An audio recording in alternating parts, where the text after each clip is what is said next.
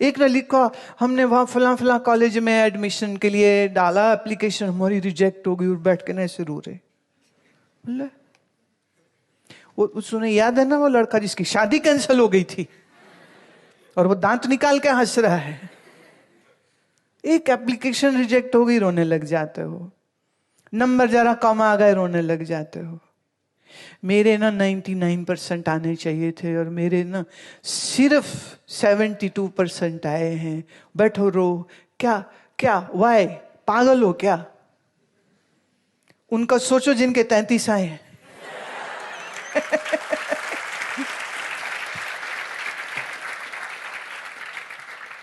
भाई सब 99% नहीं लेके आएंगे। I believe we have a very screwed up system of these examinations and the way the grades are given. They are just throwing every kid into so much of pressure. लेके आओ 99, 99, 95, 98 लाने पड़ेंगे, नहीं तो एंट्रेंस नहीं होगा, नहीं तो ये नहीं होगा। I just wish to give you one example. In my audio studio, we have some at least 6 equipment which have been designed not by American or German company, but by an Indian guy who never went into any engineering college. Never went to any engineering college. What did he do? He did home study. His father helped him. So they did home study wherever there was required to know more about advanced mathematics. So he took tuition for a few months from a professor. But otherwise he did it all on its own. So it's a DIY. And those equipments, like I had in our studio, we had a mic. It's a Bronner, right? And very expensive. Meaning in thousands of dollars worth one mic. So somebody gifted me that mic in America. We were using that mic. Then something went wrong.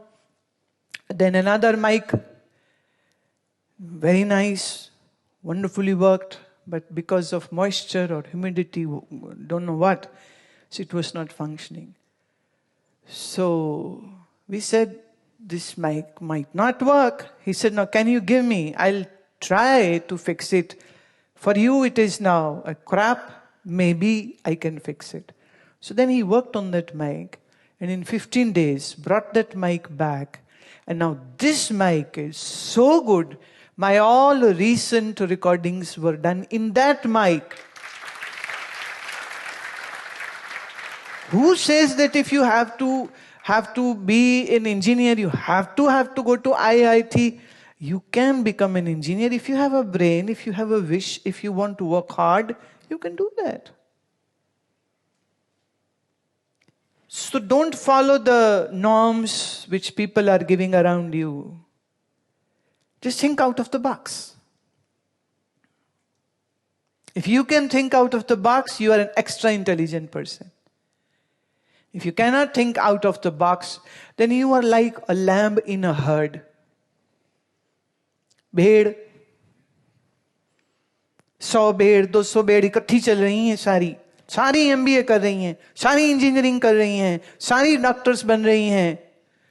कभी शेर देखा भीड़ में कि 100 शेर एक साथ चल रहे हो? ना। शेर कैसे चलता है? अकेला। तो चूहे मत बनो। ये वही है। चूहे मत बनो, भेड़ मत बनो। क्या बनो? अभी कल बादशाह बनाया था, आज शेर बना रही।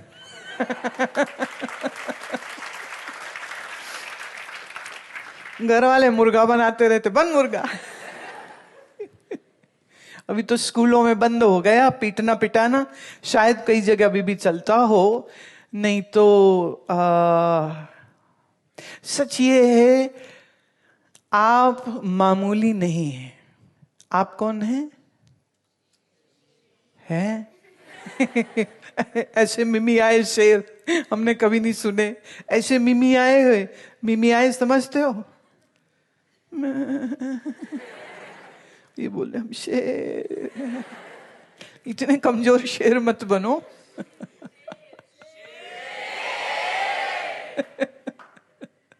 आज सुबह बड़ा आनंद आया जब तुम लोगों की आश्रम की गेड़ी चल रही थी, तो I was just in the park. मुझे ना एकदम आवाज आई बड़ी जोर से, बड़ा शोर। मैं ये तो शोर कहाँ से आ रहा है? और फिर पता चला कि ये जो मंडलियां घूम रही थी, ये मंडलियां जयकारे लगा रही थी। तो हर मंडली का आपस का पता नहीं क्या चल रहा था, but it was really fun. I enjoyed that. तुम लोग घूम रहे थे और कोई जय श्री राम बोल रहा है, कोई हर हर महादेव बोल रहा है, कोई कुछ बोल रहा है। They are crossing by, the groups are crossing by and they are shouting and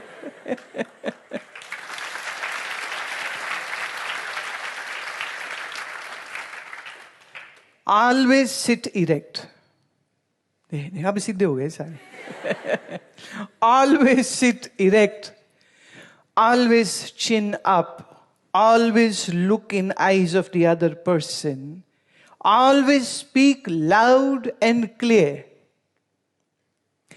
Anybody from army or NCC कोई है यहाँ पर? किस में हो?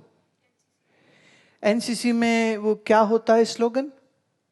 स्लोगन मतलब कि एक नारा होता है, नारा होता है, जैसे भारत माता की, भारत माता की, भारत माता की।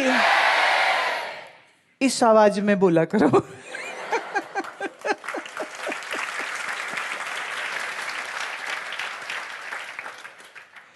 लड़कियों में थोड़ा ये इशू थोड़ा ज्यादा देखती हूँ, लड़कों में जरा कम देखती हूँ। कई बार कुछ बात करो ना, तो एक तो वो इधर उधर देखते रहते, इधर उधर चोर देखते। चोर नहीं हो तुम, आंख में आंख मिलाओ, आवाज लाउड एंड क्लियर रखो। किससे डरना, क्यों डरना, काहे को डरना? कुछ गलती होनी नहीं चाहिए, हो जाए तो रिस्पॉन्सिबिलिटी लेनी चाहिए, लेकिन डरना नहीं चाहिए। रूट में, ओरिजिन में आप साधारण नहीं हो। शरीर से बच्चे हो, 17, 16, 14, 15, 20, 22 के हो, लेकिन अपने निज स्वरूप में, अपने आत्म स्वरूप में तुम सच्चिदानंद हो।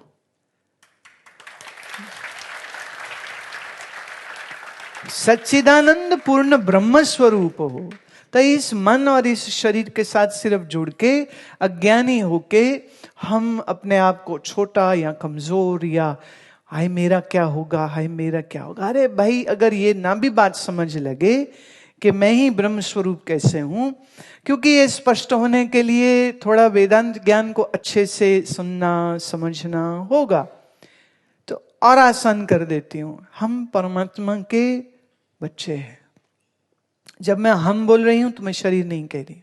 शरीर तो इन माता पिता का है, लेकिन मैं इस शरीर, इस इंद्रिय, इस मन और इस बुद्धि के पीछे जो मैं हूं, मैं परमात्मा का बच्चा हूं। अगर दुनियावी माँ बाप बच्चे का इतना प्यार लाड कर सकते हैं, तो हम तो परमात्मा के बच्चे हैं, तो हमको कितना प्यार लाड है। क्यों ये सोचना, अरे किसी का डैडी एमएलए या मम्मी एमएलए या मजिस्ट्रेट या डीसी या एसएसपी हो जाए तो वही बच्चे ना सब जगह हमारा पापा ये है, हमारा मम्मी ये है, वो पूरा टाइम पप्पा पप्पा करता रहता है।